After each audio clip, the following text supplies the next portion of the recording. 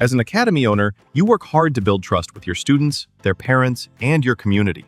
But trust isn't something you claim, it's something you prove and earn. That's where Academy Safe comes in. We help academies like yours stand out with verified safety standards. Background checks for all staff, U.S. Center for Safe Sports certification, concussion training, defibrillators on site, CPR, first aid, and AED certification, security cameras, rank and lineage checks, and verification of business insurance. Join the trusted martial arts registry that's redefining safety throughout North America. Lead by example. Show parents you're accredited with Academy Safe.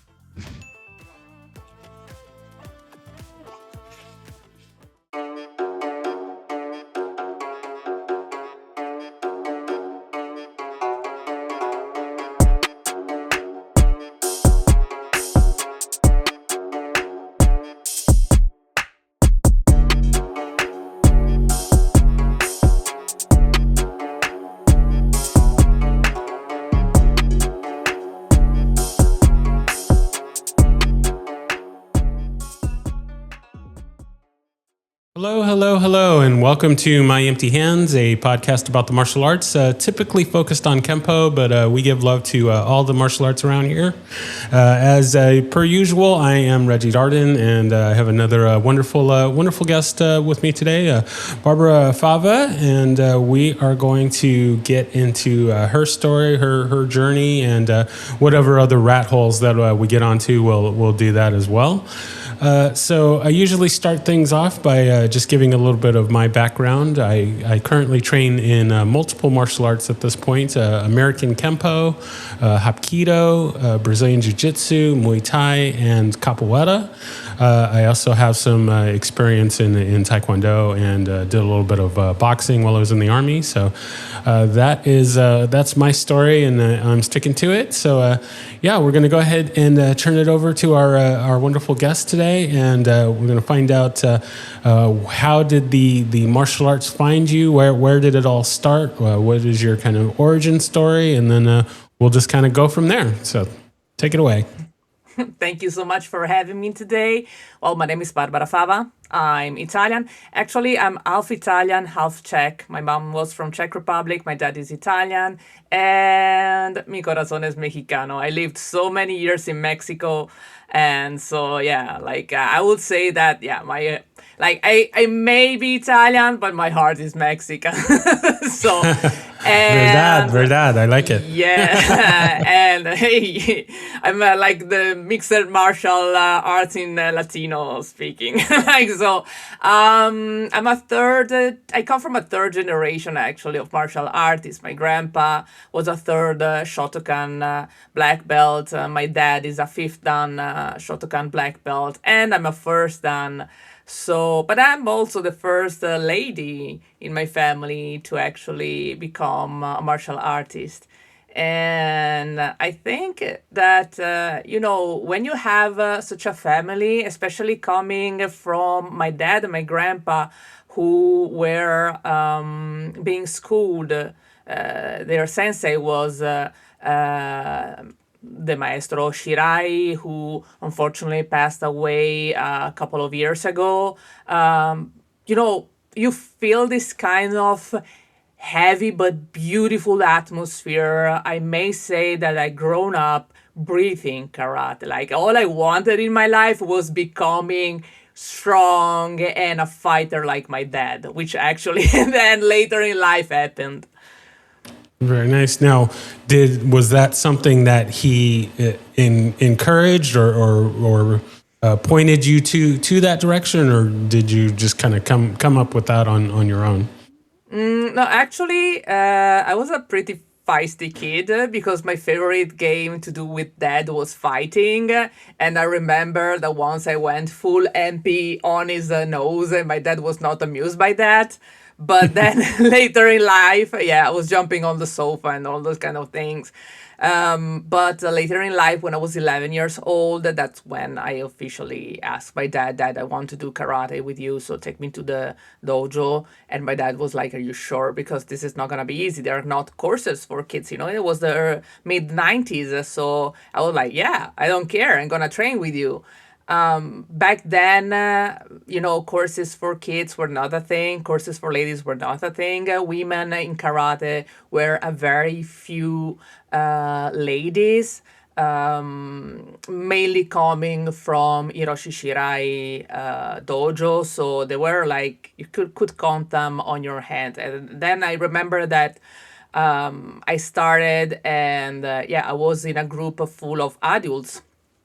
And I remember this particular time because I was small, like I was 11 years old, so I was just a kid on my on my social media. I posted a few weeks ago that I found out where my booklet was, so it was very nice to see myself, little karateka me, like back in the days. And I remember that once there was this orange or green belt, I don't remember, but he was a huge guy. He was literally big. I remember I was looking up like this, and this guy went full Tsuki in my plexus. And he, I just disinflated myself like a paper bag in the wind, and my dad saw that. And the other black belts saw that. And in the dojo, there's one rule: don't touch the kids. That guy, like, yeah, he told me later that when they went back to the lockers, like my dad just went full Tsuki in one of those metal lockets that they had there, and he bent it. And he said, the next time that you're gonna touch my daughter, this is gonna be your face. And I never saw that guy ever again. But that was a something. I was small, but everybody was protecting me. It was just me and the daughter, Francesca, the daughter of Maestro Pietro Costa. We were the only two kids in there, so the black belts were very protective with us. And that was something I remember. I remember once I did a black eye to my dad, and it was he just grabbed me like from behind, and it was like, now you have to free yourself. And me, like, it just went, pam, full head in, and I got the black eye. And my dad was going around so proud that his daughter made him a black eye, and all the black belts were like, oh, she's promising. Very nice. Very Yeah. nice. Now, so growing up in that was kind of were you kind of always I guess kind of always on the clock, so to speak, in that since your grandfather and your father were training all the time, would they kind of always, were you always kind of in a karate lesson in a just doing the chores? Are you kind of like a Karate Kid? Or you I was Karate Kid even before the movie. Like, later on, like, made this. I should have been a bell in my parents' head. Maybe my obsession with martial artists could have been already ding, ding, ding, ding. Hey, maybe I'm autistic, but no, this didn't happen. But my grandpa, unfortunately, he passed when I was 3 years old. He was a very prominent figure of clubbing, like nightclubs. We had Ava Gardner and Joe DiMaggio coming to the clubs in Milan. So my family was always on newspapers and so on. And unfortunately, he died in one of the clubs. There was a fight, and his art gave up. So my grandpa actually never made it to see me becoming a martial artist, a karateka.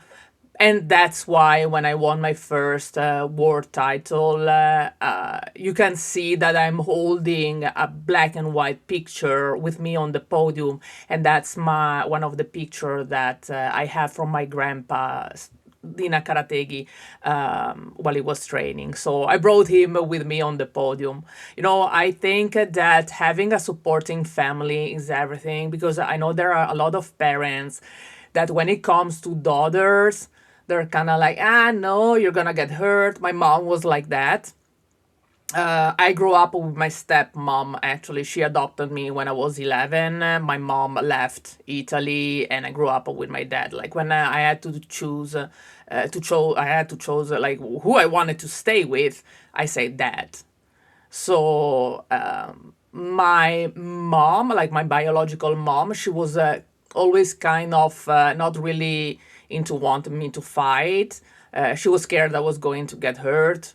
My dad, on the other side, he was fine, but he told me don't use that at school unless they're bullying you.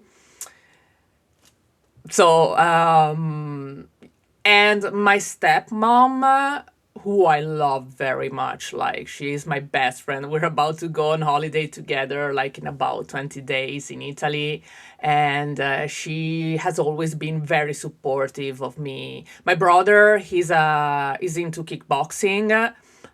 He's a former karateka. He arrived to the brown belt and then he dropped because he had to wait a few years to become a black belt and he didn't want to wait. But now, yeah, he's into kickboxing and he went full in because like 3 months after he started training, which I was still like telling him, close your guard, you're gonna get hurt. He got hurt and he got the ribs cracked. And yeah, the doctor say you're out for 60 days. And my brother, instead of staying chill and calm at home, he just booked a flight to Thailand and he went to train in Thailand. Yeah, you can't tell us martial artists to not No, train. no, indeed. Like my parents back me. Like the next time that Andrea wants to go and go to Thailand to train, please go with him. At least there is somebody supervising what he's doing over there. I mean, he's 25 years old. Obviously, he's an adult, but I have 40 years. I'm from 1986, so I'm 40. So maybe I'm a little bit more. I would say that compared to him, he's an adult, but I'm a premium adult in this case. So I have to keep an eye on my little brother when he wants to open the ring with some. Yeah, he had a fight actually, but I've seen the guy, and the guy was being very nice and chill with my brother because yeah, obviously, like I saw this guy in other fights and I was not like that. So I'm happy that he came back in one piece, but I told him, yeah, next time it's gonna be with me. Very nice, very nice. Yeah. So since you've grown up in the arts, was there ever a point where you're like, maybe I don't want to do this for life, or have you just always been into it? I have been always very much into it. I remember my dad at one point withdrawing me from karate due to school because high school in Italy is very demanding. And yeah, I was already doing sports at school, but for me it was very, very sad. Indeed, all I was doing was playing martial arts with video games, Mortal Kombat. Yeah, I grew up with Street Fighter 2. That was my first, and yeah, Ryu was my to go because he remembered me of my dad, structurally, physically, like that was my dad, like so. Yeah, I was like, that's my dad on the screen right there. Yeah, give it. Yeah, beat Chun-Li or whatever was her name, the girl with the kick like this, and yeah, that was it. But then I started traveling a lot. I lived for a brief time of my life in LA.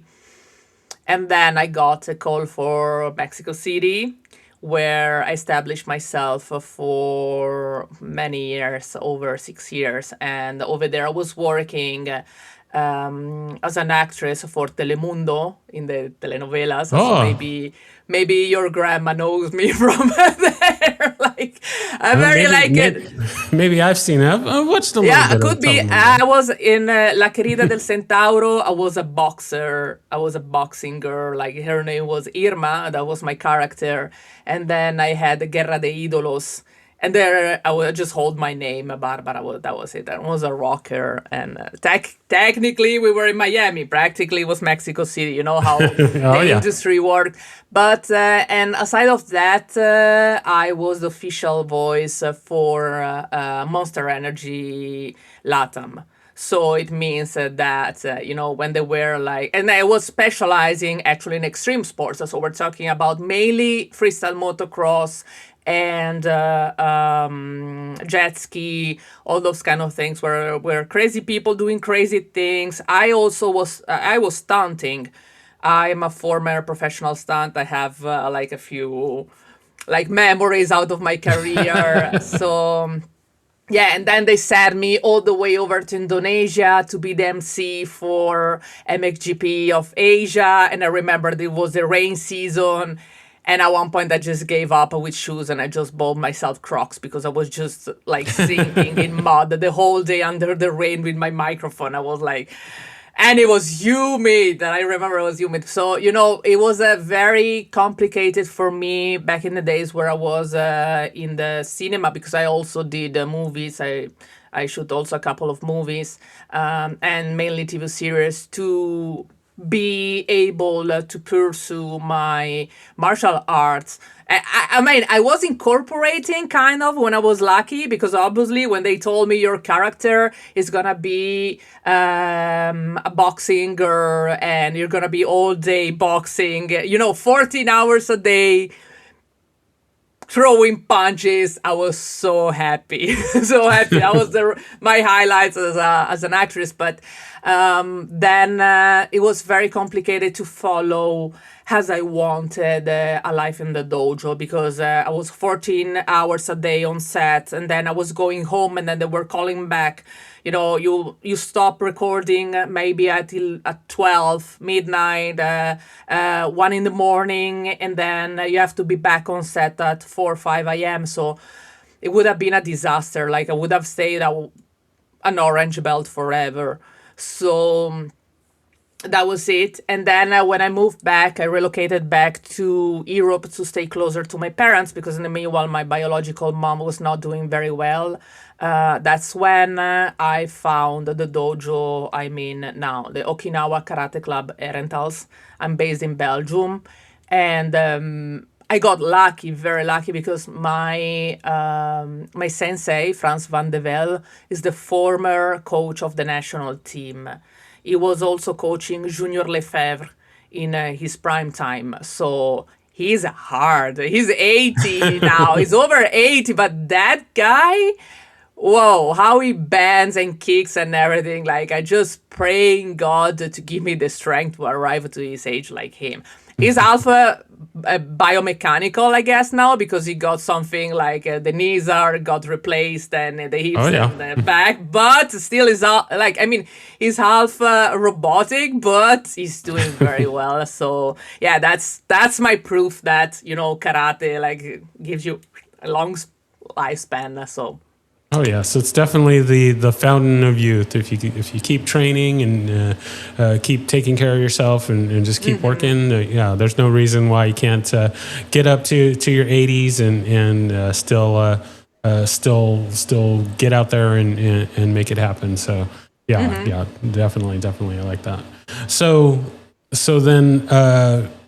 Let's talk about the competition side of it. So you're a multiple world champion. When did the competition side of your journey start? And were you always wanting to get into competition, or was it kind of forced on you? How did that all start? When I was a child, it was obviously not a thing for kids. I mean, we didn't even have courses for that. So for karate for kids. So imagine having competitions. That was craziness. Aside that back then, karate was still without protections. And indeed, my dad is obsessed with the mouth guard. Is the one that helped me molding the one that I have now, and it's with the Italian flag. And I'm always joking and say, so at least they know their knockout is which country is gonna send them to sleep for a while. With my beautiful smile, bam, and straight into the nose. But I would say that I started competing when I was a green belt, and first shot was straight podium gold. I specialize in kata, which is obviously technique. It's a lot of technical things, and you have to be very precise, very on time, have the good rhythm. It's a little bit like dancing, and maybe my background as a child when I studied. At one point, my parents, for some weird reason, they decided me, because I was dancing a lot as a kid. I had a lot of energy, and that's also part of my ADHD. I move a lot. So I was doing karate, I was dancing. So they decided to put me in a theater, a Teatro Carcano in Milan, where I could study properly. Unfortunately for me, I wanted to do hip hop, which I did. but I also had to forcefully follow classical dance and just remember this Russian teacher telling me, you have very bad arms. And every time that now I see my arms and the damage that they can do, I'm like, yeah, I may have ugly arms or bad arms or whatever, but they're very good for karate. So, it's just about finding your way. Like, I was really enjoying a lot of dancing hip hop, and still it's one of my favorite kind of music. I'm always like dancing in the car and, singing and everything. But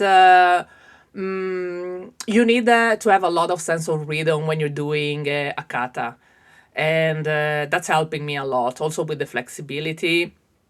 And then slowly but steady, I started to approach myself also to kumite. This has been very recently. I started competing in kumite when I was already a brown belt. But that's also a promise I made to my dad because he said they're gonna knock you out. He was really scared for me, so I promised him and I kept my promise. And indeed, I started competing later on. But I already collected, quite a few medals. The thing that really was a turning point was when I switched of coach. And that's something very important that people, the majority of people don't have consideration of, they're like, oh yeah, whatever, that's the coach, I'm good. My kid is going to be with that guy, or my daughter is going to be with that guy. No, it's a match. And I've wrote about it in the book that I wrote about karate and para karate. Like, I wrote about it. Like, the coach is everything. Like, if today, like, on my bio, I have that I'm twice a world champion just because I put 2024, 2025. But actually, inside of the competition, on both occasions, I won multiple golds and multiple silvers. So yeah, I would have to put on the whole thing, but I'm like, okay, I'm just gonna keep it humble and just gonna put like, 2 times world champion, 1 time European champion, because it doesn't feel like that. I know there are some colleagues of mine that they like to put the numbers like 18 golds and but no. I don't want to do that. That's too much. Like, they can scroll on my Instagram and if they want to see that. But my coach, Danny Verlinden, is a 4th Dan in Shotokan. And man, that guy is tough. That's the kind of guy that if you have the very poor life decision of messing with him in a bar and you punch him and he just starts laughing, you want to run up of the heels. Like, I swear, like, he's just punching like a wall. Like, I've been punching him now that I'm a black belt after he's been training me already now for, I would say, almost 3 years. And now he's starting to feel my punches or my kicks. And he's starting to be like, okay, that's good. But he's strong. Like, that's yeah, no, really. And with him, I started, doing good and feeling confident. Also because when I got my autism and ADHD diagnosis, I was already 38 years old. So unfortunately for ladies, autism is a novelty. Like, they just found out that also women can be autistic and ADHD like about 6-7 years ago top. So obviously I went on road dogging my whole life without having a diagnosis, just trying to understand how to do that, even if it was like, I think, clear as the sun. That was that. But Danny has really a way to talk to me and to make me understand what I have to do and how I have to do it. And he also met my dad through video call, and they are the same age. So it's really nice because it's like having my dad. He comes with me to competitions and, they have also more or less the same attitude. So it's very nice. My dad he lives in Italy, so we are about 1,000 kilometers far away. So he's happy that I'm in good hands. Very nice, very nice, very nice. So with the kind of the late diagnosis of the autism and the ADHD, kind of thinking back in your training, were there any kind of signs or anything, or any kind of maybe struggles and stuff that at the time you didn't realize it, but now after having the diagnosis, it's like, oh wait, yeah, there was this presenting itself, or kind of any points like that in your training. Yeah, when I first started, when I was a kid, when I was 11, my sensei, Livio Esposito, who's a very well known in the Italian panorama for being extremely hard. And he also said that was very hard on you when you were a child, that you didn't deserve that. And I was like, no, I did deserve, because if I remember things still after like 20 plus years, it's because you taught me well. But he was very sharp when he was giving direction. So for me, that was very clear. When you are autistic or ADHD, you need somebody to talk clearly. You don't need things and no, just say things as they are. Like, tell me you need to do this, and boom, show me how to do it. I'm gonna do it. Like, it's a pattern. And we are pretty good in replicating patterns or recognizing patterns. Like they say that autistic and ADHD people, they have like some kind of sixth sense, and yeah, that's what it's about, the pattern recognition. And then I had a brief moment with this other black belt, who's a very nice guy. Is also a fifth dan, so he's even above my my actual coach. But unfortunately, his way of showing me things and of explaining me things was not really matching with me. He was losing himself a lot. So for me, that was very complicated. It was working very well with other athletes, but with me, it was no, it was not working. So when I asked straight to France, can Danny be my coach for the World Championship? It was a little bit, I would say, Russian roulette, because I got the invitation. I think it was a little bit over a month before my first World Championships in 2024, which were held in Dublin, in Ireland. And it was like, now you want to change coach? And I said, yes, because otherwise I'm not going to make it. And I knew that then it was the right person, because when he was explaining me things and techniques, I was immediately having a grip on them and I was doing it. So he coached me, and I'm not kidding, that was the hardest month of my entire career as a karateka. Like, between the anxiety, which was staggering, like it was skyrocketing, because I was I wouldn't say old, but compared to other people, I was like, my gosh, like I'm plus 35 and I'm gonna go to Ireland and have to compete with people that are half of my age, more flexible and blah, blah, blah. And, but Danny really also made a great job with my psychological side. He told me, you just have to be you. You are strong. You have presence when you step on the tatami. Like, we have seen it, because I competed obviously in provincial, regional, those kind of, like, I went straight from regional, provincial to world championships. That was a little bit a stretch, and when I arrived there and I had to compete, I think 3 or 4 times that day,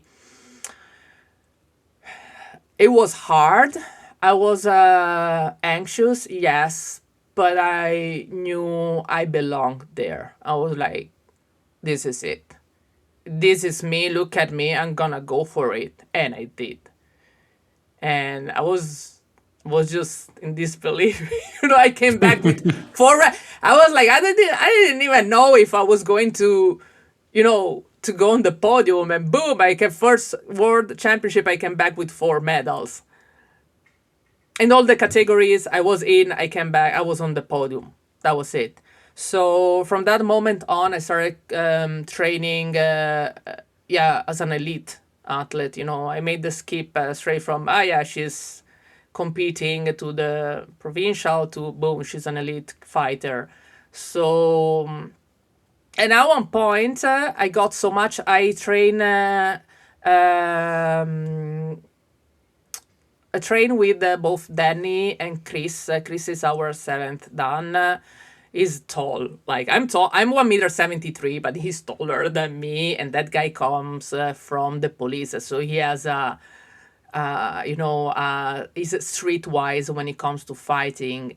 And they always between him and Danny, they taught me, and they're still teaching me how to protect myself even on the street. And I have to say that if I have to decide who I like to fight with between women and men, I will say men. Because, like, I'm considered like a heavyweight. I had a problem with my thyroid, which is hypothyroidism, and also posteriors to the earthquake of 2017 in Mexico City, where I was. I just came back from the gym and it started the whole earthquake. I just went, I ran out. I was in the shower, I just grabbed my towel and I ran out, as I was just holding my cat for my dear life. I was like, the rest I can't buy it back. I don't care. Like, it doesn't matter. Just I took the most important thing, which was my cat Kawa. She's still with me, and that was it. But I helped a lot, and I was actually during that time my ADHD kicked in. I don't know if you know this, but people with ADHD tend to be extremely cold in heavy risk situations. That's why most of the firefighters are ADHD or they have some kind of, neurodivergency. And I managed to both help organizing the motorcycle. I made a call on social media for all of my friends because I was stunting back then as a motorcycle stunt. So I made a call and all of my friends came in the Zocalo, which is the main square of Mexico City, and we were transporting paramedics, firefighters, medicine. And I still remember that back then I had to transport also the adrenaline, refrigerated adrenaline, on my back with my motorcycle to the Colegio Repsamen, which was the primary school which collapsed. So on that moment I was fine, but then the trauma my body went in kicked me back and it started making me gain weight. Like my body started thinking we were constantly in some kind of fight or flight. Like, I don't know. It was like when the doctor explained to me, it was like, look, it's like if you're in the medieval times and your body is just storing fat, as you're like some medieval peasant having to face the Black Plague. That was how he explained to me. So like, okay, what we can do about it?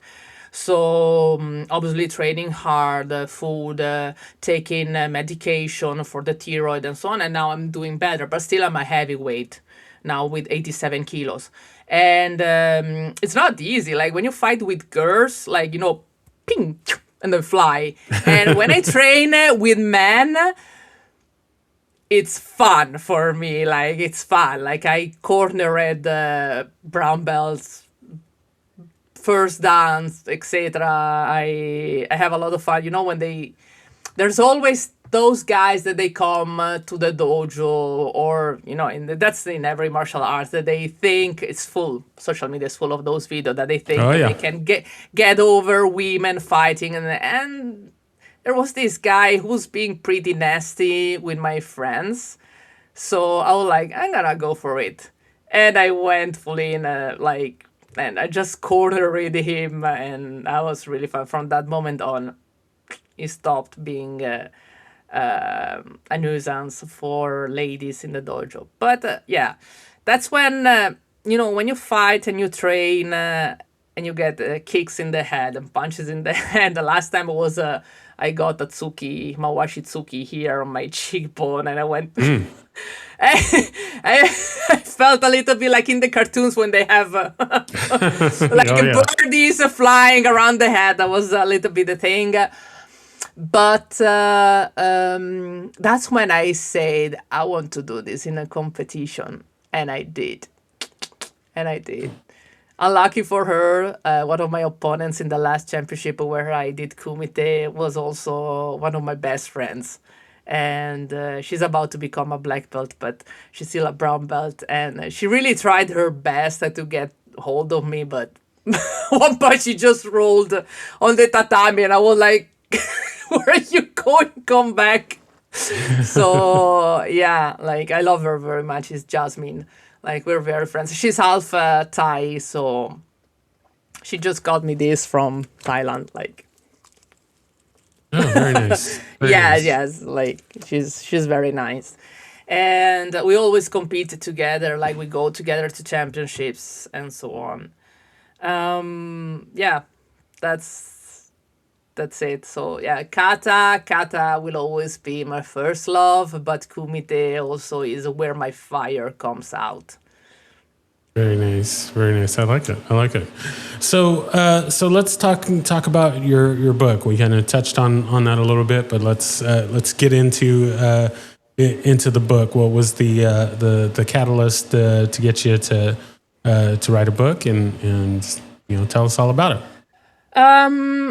I wrote the karate that chose me when I started my, I would say, my journey to become a national para karate coach or inclusive coach. Because there are a lot of manuals, but having a book which is this is my experience as an insider. Like indeed on the cover says a practical and human guide to para karate from a para karateka. And I observe a lot. In championships. I observe the athletes, the coaches, the families, how they support the kids, how the various disabilities play a role into martial arts. And I decided to write it because I thought that when I was a child, I would have died for a book like this. And also when I got my diagnosis, because nowadays we talk a lot about inclusion, but to have a true inclusion, there's also has to be a lot of empathy. And this is something that it's not always present. And for example, I don't know if you know it, but the WKF, so the World Karate Federation, they implemented the various categories. So you have a K20, which is for intellectual impairments, and then you have K21 and so on, Down syndrome, wheelchair, blind, deaf, like whatever you want. They also made a category for autistics athletes, and it's the K23. But it has never been implemented in a competition. So it means that nowadays, people like me, we have to compete outside the World Karate Federation circle, or we can step into competitions, but as regular para karatekas. I mean karatekas. So it means competing with people who are not autistics. So it's heavy. I do that from time to time, but it's heavy. Like indeed, I'm always around with my headphones or I have plugs in my ears until it's the time to go on the tatami. And also the pointing system, it's not the same, etc., etc. So I really wanted to write something which is a statement of what's to do and what not to do. I talk also about, for example, autistic elopement, which is when an autistic athlete may run away because overwhelmed from the situation. It happened to me, Jasmine. She's autistic.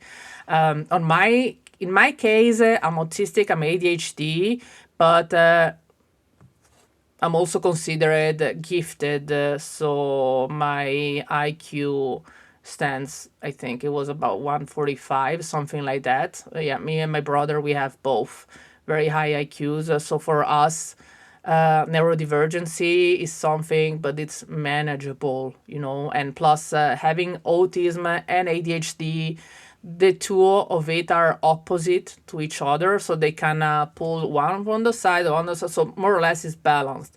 Jasmine, she's fully autistic, and plus she has other disabilities. So what happened is that I've seen her having a lot of issues during the years with sound, lights, people. She go fully shut down herself. She's gonna stop talking if it's too much. So I learned how to communicate with her, like not saying reading her mind, but almost. Now I can finally follow her officially as a coach, but I've been doing this since she started competing. So I really wanted to write something that if somebody has a kid with a disability and this kid manifests an interest in martial arts, whatever. I wrote about karate, obviously, because it's my thing, right? But it could be about Brazilian Jiu-Jitsu, it could be about boxing, it could be about Muay Thai, whatever you want. I mean, in the end, it all comes from the same root. And how to apply it, how to decorate if the coach is the right one, and what to do if your student shuts down, and like what to look at and what to I will say not how to say that, not to care about, but what it's not really important, where you have to support somebody with a disability. Because from time to time, for example, in our case of autistic people, like people think that they have this kind of Hollywood kind of image of autistic people, which is a little bit like Rain Man. Indeed, one of the questions that it's more frequent is like, oh, so you're very good at maths. No, I'm not. I didn't get that flavor of autism. I have the animals and martial arts flavored autism. So no, I cannot count 2 plus 2, but I can make you basically a full training program in less than 15 minutes. So that's it. But, like, there's still this misconception somehow that people with autism or ADHD have a low IQ. And therefore, we have several issues with that, for example, with the World Karate Federation, because they tend to put us in the K20 category, which is for mental impairment. And obviously, like, things go quite unpaired, I would say, because obviously if you put somebody who has a mental impairment with somebody who doesn't have it, and it has a neurodivergency, like it just, the brain works differently. It's not like it's less, it's different. Like I always explaining this to people, like, look, you're a Windows, I'm an Apple. Okay, that's the difference between the two systems. So that's why I wrote the book, because I think that the more people get in touch with parasport, the more they're going to understand the beauty behind it. Because I've seen so many people, people without arms, without legs, people being blind and making the jump of Unsu, which is a 360 jump in the air and landing it perfectly. I've seen, I have my friends that they have Down syndrome, that they just go, and now one of them is going to represent Belgium at the JKS Brazilian World Games.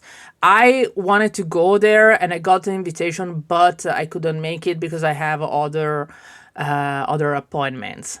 So yeah, but they're going and they're gonna represent the country at their best. I know them. So it's just, people, It's like people think that Paralympics, parasports are less of a sport, or they require less of something, and it's not.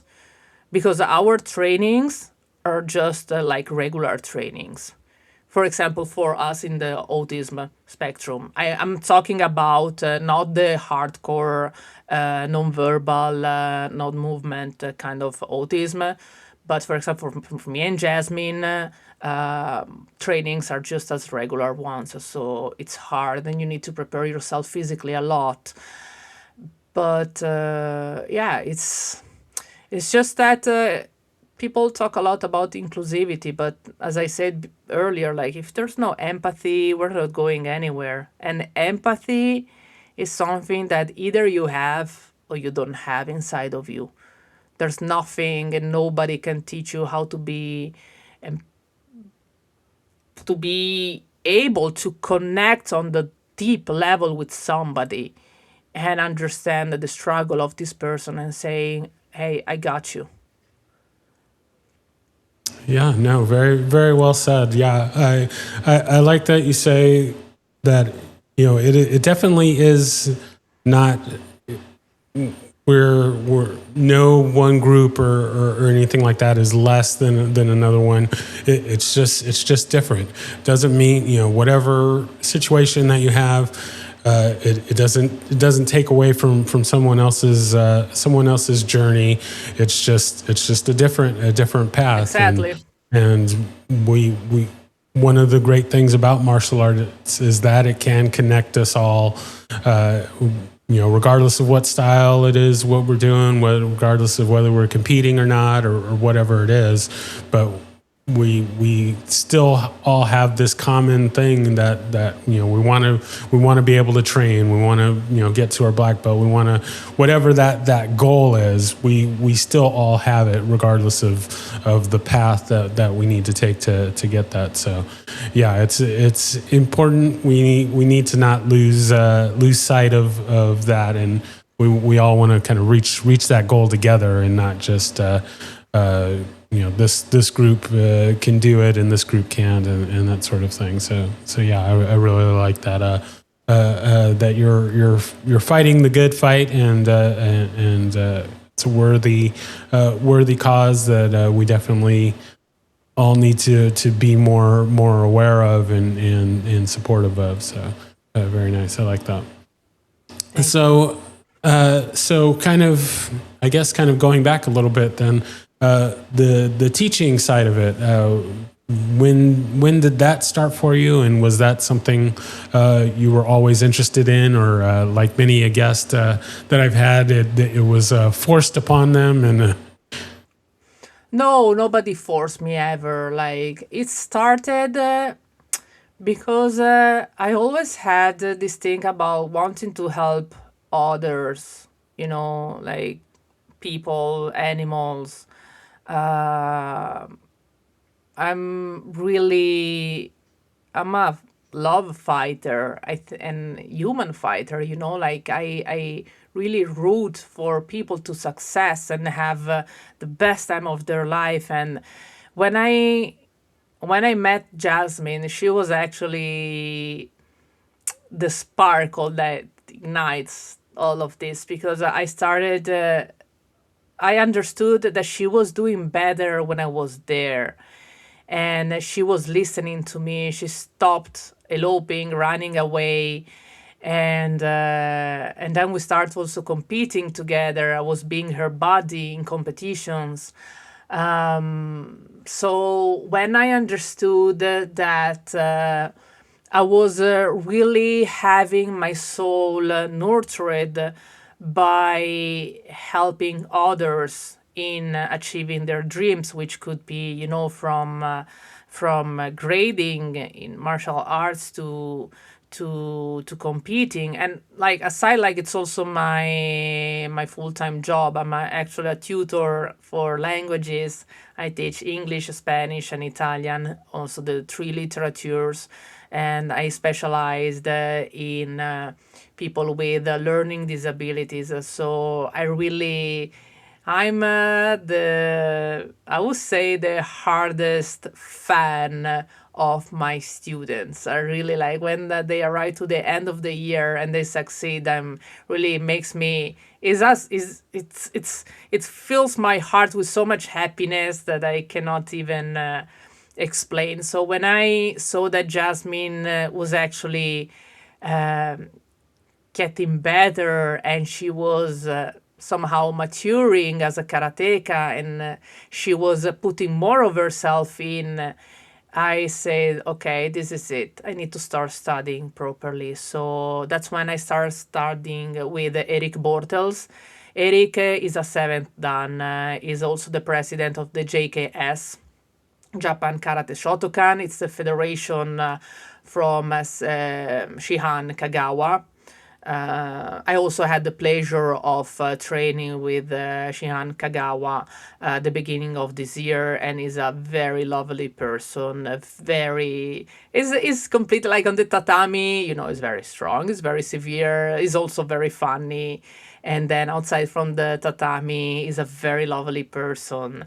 And I started taking lessons from Eric, because Eric invented this whole system with ICP, with MOVE, and with the IKF, which is the Inclusive Karate Federation, to teach kids and people with colors and images, instead of telling them go left, go right, because for some disability it may be too much direction. So for example, I have here indeed the bracelets that I use with my students.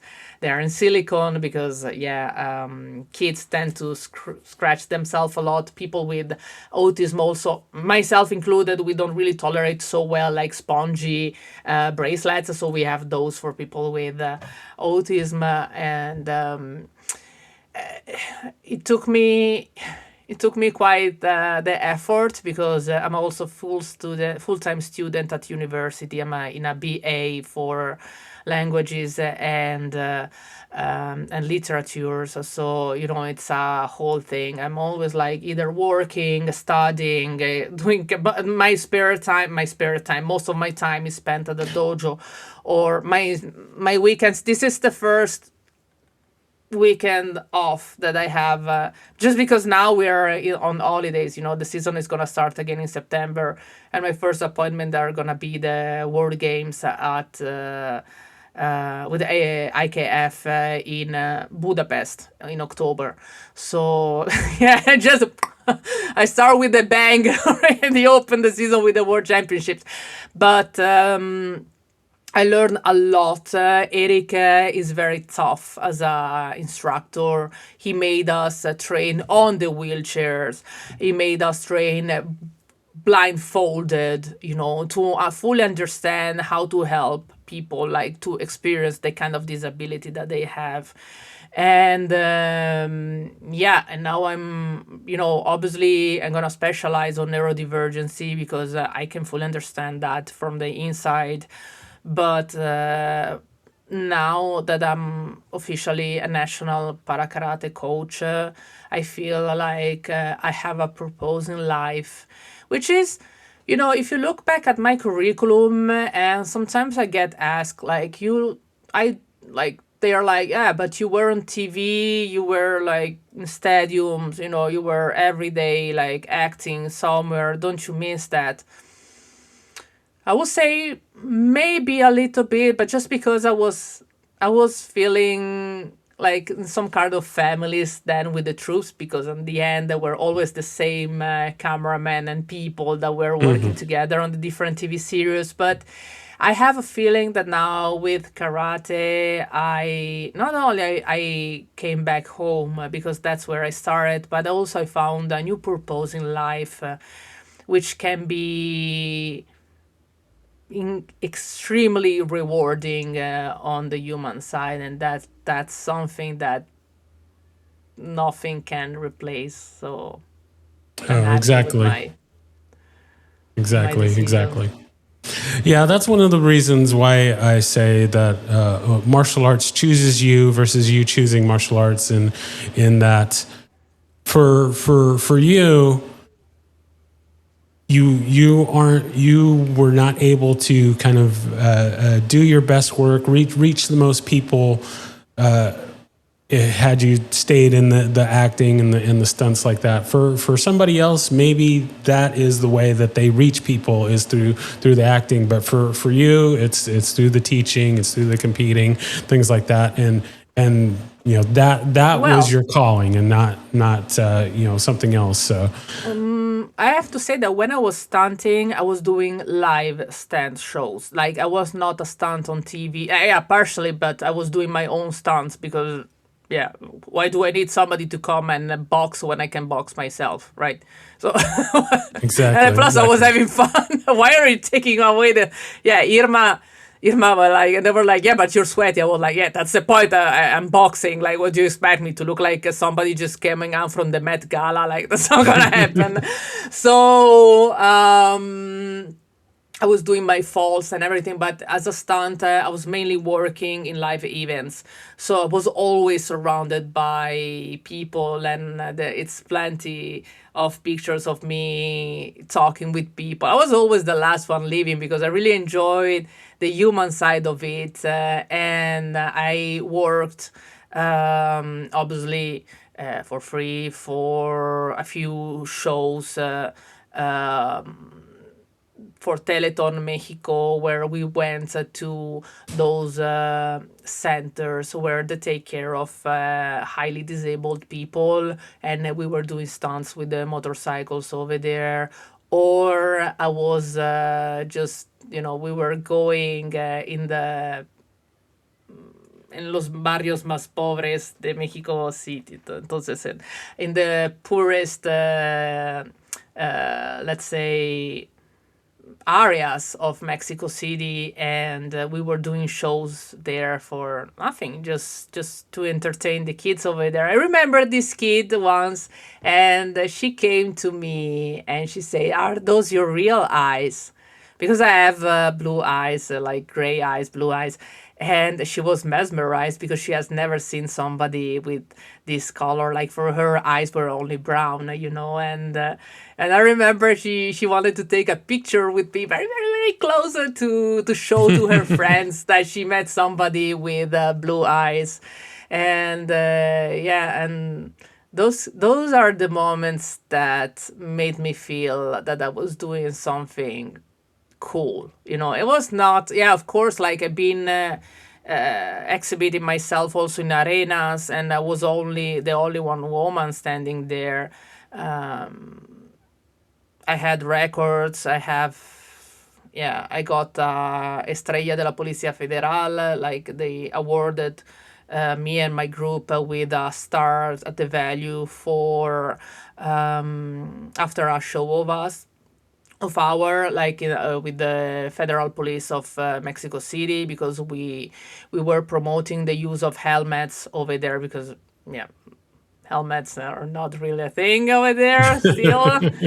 Yeah, I spent 6 years of my life saying that every day of my life, and then yeah, boom, no, back to square one. Cool, I need to go back there. But it's really, I feel I have a purpose when I can go over a place and make somebody feel better, or have a moment of relief, or igniting that sensation of, if she made it, I can make it. And lighting up dreams of people, it's something that is the best thing as a human being that you can do, because you're giving hope to people who have none left. It's something that requires quite the spirit, I would say. And because of all the love that I received, the support that I received, starting from my dad and my coach, and my family, my friends, like I have a feeling that I need to give back. And becoming a para karate coach it's the best thing. Like now we have some plans of bringing the inclusive karate over to Mexico, and I can't wait for that. I can't wait because I saw with my own eyes and how much sadness is when there is a kid that would like to do something, but there are no, I would say, the correct coaches or places where this kid can actually train, and going over there and schooling and being able to bring structure. I like that. And yeah, that's my next big project. Like, like I started dreaming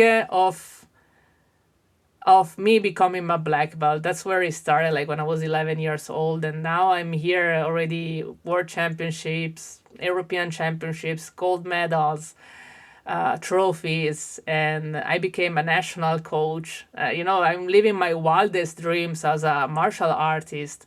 And, also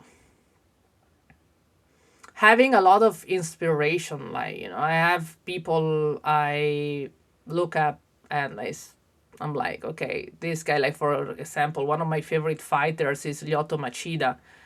Oh, nice. Nice. Yeah, that people are like, karate doesn't work on the street. Yeah, say that to Lyoto Machida. It makes me laugh because, like, it's always like, these, like, get up, and when they don't get up, it's like, okay, us. And he bows, like, he has a lot of respect for his opponents, and that's, like, he's really, really, really inspiring. And from a technical perspective, I love so much that he brought Shotokan, timing, distance, footwork, and counterattacks in MMA. When many people like say that karate wouldn't work there, he proved that karate is not outdated. You just have to know how to use it. Like, of course, like people, like when they're saying, yeah, but the karate don't work on this. Yeah, of course, like, hello, do you think I'm gonna start doing kata when I'm on the street? Like, those like videos on social media, like that's not gonna work. Like, that's why I train close combat. I'm pretty good at it. So, and I would say that if I have to say another name that it's quite inspiring, but not on a technical level, this is more on a personal level, I would say Ryan Guzman. Oh, nice. Yeah. That most people know him from TV. Honestly, my TV is there, but it's there because I play with my Nintendo. So, yeah, I know that he's an actor, but yeah, my knowledge, like, it's based on martial arts.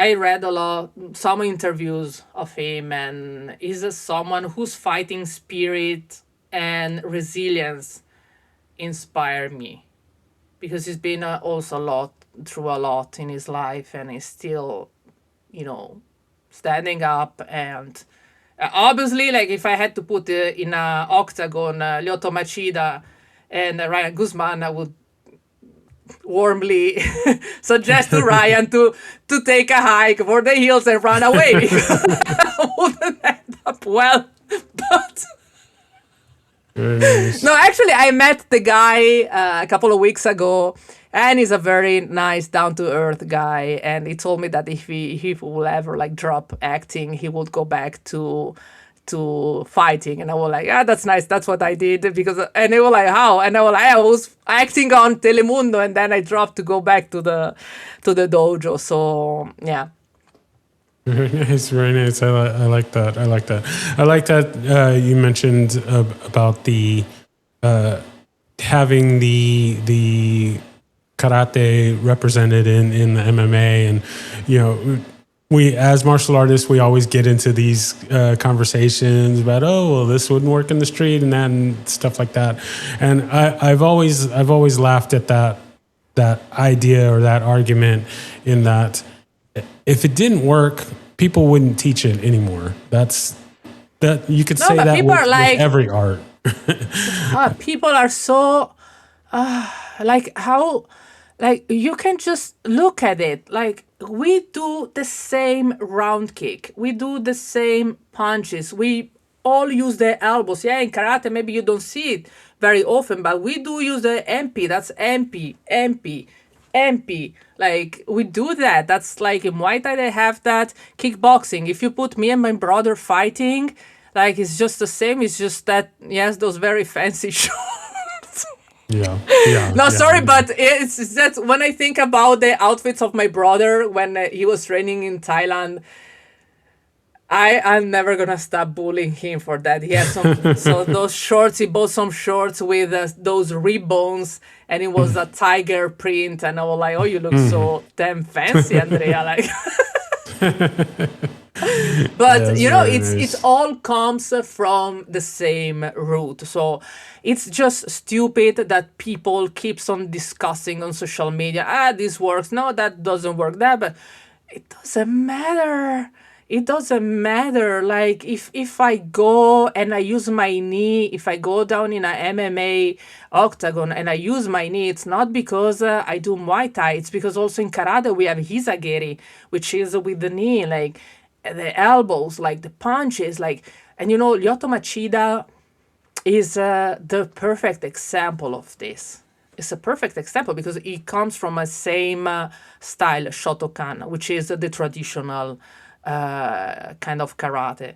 So if it works there, I mean, it's gonna work also on the street. Like, of course, people are like, yeah, but you can stop a bullet. And no, because you're not even. I'm not gonna give you the time of taking out the gun. Like, that's the thing. Like, before you even know it, you're already hugging the floor. Like, you're keeping like company to the floor. Like, I'm not gonna allow you to take up a gun on me. I'm gonna send you knockout. Mors tua, vita mea. The Latin used to say. So it's my life, your death. Like, it doesn't matter. Like, that's the rule of the street. And yeah, like this thing about, you know, MMA. I I did in Mexico City always for Monster Energy some MC of some matches for mixed martial arts, and it was so funny because I remember this time there was these two guys, and they stepped, and yeah, the judge gave a round, and we were still introducing them because you know that in Mexico you have name, surname of the dad and surname of the mom, so it's quite long the whole thing, and we were still presenting the introducing the two fighters, and one of them was already KO, and I remember that I was live on TV and was like, well, I didn't even have the time to introduce him, but the one that went KO was, and I said, I was fast. I was like, that was 7 seconds fight. Like, and I was laughing. Like, people were like, one went just KO, and then you're laughing because, of course, I'm laughing. I come from karate. Like, it's not something that I never seen. Like blood, broken bones, like fractures. Once Jasmine fractured me this finger, and I remember that I had to do the katas. Like, I had the cast on it for quite a few times. So when I was doing the katas, like, it was as I was pointing, and people started making fun of me as John Travolta in Saturday Night Fever. Yes, because like getting bullied on a personal side, it's also nice in the dojo. I was like, guys, you need to stop that. But yeah, fractures, concussions. I got Mawashigeri on my nose, and I kept fighting. Once I got, with Chris, the seventh dan, we got into a good one, and he did a Ushiro Mawashigeri, so round kick, but from the back, and it got me here. Bam! And I went straight on the floor, and I got up, and I punched him, and I got him on the nose, and he started bleeding, and and I was... I don't remember if I was I think I was still a blue belt or a very early brown belt. And I remember the other black belts were like, it's from the 80s that nobody was able to make Chris bleed. Like, here you have my black belt. Like, and I was crying my eyes out because I knew that I hurt him. But I was so I was like, I'm so sorry, Chris. I'm so sorry. He's my sensei. So, sorry, that's my dog. No problem. So it was really like this kind of shock a little bit that I got a black belt, a seventh dan so good that I made him bleed. And yeah, but yeah, MMA is just the same, you know. You never know, like from the most unexpected person. And now I know that there is the whole thing about McGregor coming back on the floor with the other one, and yeah, I see also that Jack Paul, the guy that went against Tyson, like that was like. Yeah. My face is saying a lot of things. I saw the match, and I think that Tyson was doing even less than when he's fighting with his own kids, because he was not doing absolutely anything. I don't know if that was rigged or what, but Jack Paul is one of those people that I'm like, yeah, come. Yeah. No, there's a lot going on with him, and yeah, there's a lot of conspiracies and a lot of interesting thoughts. I have to say something. At least on the human side, I like very much how he treats his girlfriend, because that's a kind of man that he is really the number one fan of his girlfriend, who's an athlete from the Netherlands, and he really roots for her. So on that thing, I appreciate him. On the fighting side, no. Right on. Well, you gotta have at least one good quality. So very nice. Nobody can be perfect. Exactly. All right. So we're going to go ahead and move into what I call our lightning round here. So I've got a few little questions for you as we head towards wrapping up our time today. All right. So the very first question is, do you have a favorite technique? Uchima Washigiri. Nobody expect that. I swear nobody expect that. And it's super fast. Also, I'm a southpaw. So people they freak out when they see me like getting guard. They already like the opposite, like the opposite. My sensei keeps on trying to correct me, but I always go back at the other side. So I'm a southpaw. So yeah, the Uchima Washigiri, it's my favorite. Then I have a very quite nice Yokogeri Keage, so side kick, very snappy. And as we're talking about punches, I would say Uraken. So very nice. Very nice. I like it. All right. Next question. Do you have a favorite form? Kata, I guess. I did for years Basaidai, which also was the one I won my first championship. And then eventually, after 3 years, I decided to switch on Gion. Those are my to-go katas in competition. They're considered basic they're black belts kata, but they're considered basic, but I really like them because you have to be strong. If I have to talk more about the dynamic kind, I like very much MP because it has a jump. And now that I lost 11 kilos, the jumps are starting to look like jumps. Before I was just looking like a bumblebee trying to jump. And I would say also Unsu. But that's very complicated because it has the 360 jump and you need to land on your fingers like this. And, it's... Very nice. All right. Next question. Do you have a favorite weapon? I would say the bow. I'm quite good with the bow. Indeed, like I think that I could make a weapon out of any brooms or things. Like, yeah, if I was in the Hogwarts war, I would start like bowing everybody with my witchy broom, I think. And recently in Utrecht, I purchased a katana. And nice. I love to use it. I just have to be very careful because people apparently don't understand that if I'm slicing like a ninja, like the air is not safe to come anywhere close to that. But yeah, I hope they're not gonna learn it the hard way. Yeah. You gotta be careful. For everybody. Making sashimi out of people. Very nice. Very nice. All right. Next question. If there is anyone that you could train with, living or dead, fictional or non-fictional, who would that be? Ooh, that's an interesting one. I would say on the spiritual side, I would be deeply honored to train with Hiroshi Shirai because he has seen my grandpa, he has seen my dad, and this is something that it was on my bucket list to be able to train with him, but I never made it. Unfortunately, he passed, and yeah, I couldn't make it to train with him because I was already living abroad. On the nowadays, I would say Ryan Guzman. Like, Okay. All right. if Very he's good. down to spar, I mean, Very nice. he has to be I careful. like it. I like it. I like it. I like it.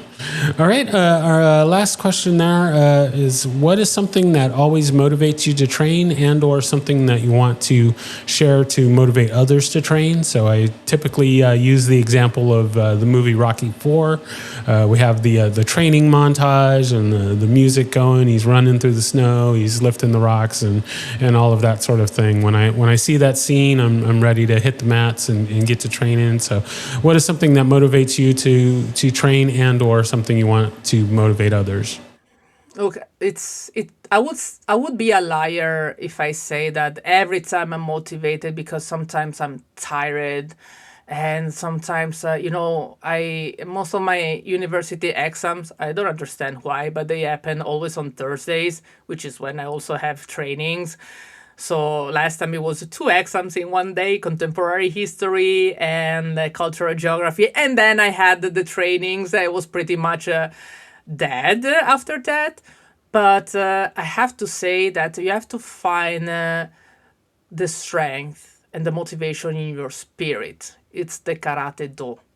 Like, you can be sick, you can be tired, you can be sad, you can be happy, you can be motivated, non-motivated. I would say, I was going to say, you can be injured. Guys, don't do that. Don't follow my examples. I'm a very bad example on that because I always show up even with cast on my fingers, injuries, etc. I have a shoulder which has been popping in and out. Yeah, I don't know if yeah, but it cracks a lot, and Mine that's a does that little. too. Yeah, and yeah, this shoulder has been giving me hell, but I learned how to pop it back in. Oh Like, my. the black belts were like, "Did you just pop back in your own shoulder?" I was like, "Yeah, of course. What would you expect?" Like, when I was stunting with the motorcycle, this was happening every 5 minutes. Like, I can't stop a show like to, "Hey, sorry, I have to go and pop back in my shoulder." I was just popping it back on my own. You may just see a little bit black. You may just have a little bit of nausea, but it's gonna be fine, I promise. But you really have to find the motivation in you. Like, you can have a playlist. I really love music. I have a bunch of hip hop and R&B and then rock music that I listen to fully focus when I want to cut off the noise. But I do a lot of meditation, as we do mokuso in karate. We always do at the end of each session a little bit of meditation, and that helps a lot. So yeah, you cannot fully rely on some kind of external motivations. You have to discipline yourself and push yourself, your body. Like, once your mind is trained, your body will just follow. Because you can be tired, physically tired, but if you say, "I need to keep going," and you keep going, that's when you know that your mind has the complete control over yourself. And that's what I always try to explain to the lower belts, because yeah, when I see orange, blue, green belts, that they start to pray to see things that are not there during trainings, and push-ups on the knuckles, or punches, or getting conditioning and getting kicked and getting bruises and everything, and they start really struggling. Like, you have to tell them, you need to focus on your mind, and then the body will follow the rest. Very nice, very nice, very well said. I like that. I like that. All right, so we are at our very final piece of business for today, and that is the shameless self-promotion. So go ahead and plug anything that you'd like, or if there's anything that we haven't covered that you wanted to say, you now have the floor, and then we will close out our time from there. Okay, thank you so much. Well, guys, you can follow me on Instagram, mainly at Barbara Fava FMX. It's still left from my stunt days, and I just have the same username everywhere, so they can just follow me there wherever they want. I'm more active on Instagram than on others. And yeah, I tend to answer to every comment and the message when people ask me for help or support, so just be patient, because sometimes it's a little bit overwhelming, but I promise I'll get back when I see that there's some kind of situation where people need help. Very nice, very nice. Yeah, no, I am very thankful that we had a chance to have you on the show, and you definitely have a invitation to be on anytime in the future. Open invitation to be on anytime in the future. Thank you so much. Yeah, it's been just really, really great to learn about your story and all the wonderful things that you're doing. I will certainly continue to follow your training and all the things that you're doing. And yeah, I'm excited to get your story and be able to share it with my followers. So once again, thank you so much for taking the time to be on. Thank you for the invitation. I really enjoyed our chit chat. Gossiping. Oh yeah. Yeah, no, we will definitely have to have you back on later for part 2 and 3 and 12 and all that going forward. So it's gonna be like one of those Mortal Kombat movies that they keep it's gonna be a franchise. Hey, I like franchises, so yeah, me too. Very nice. All right, well, thank you so much. Thank you. Bye.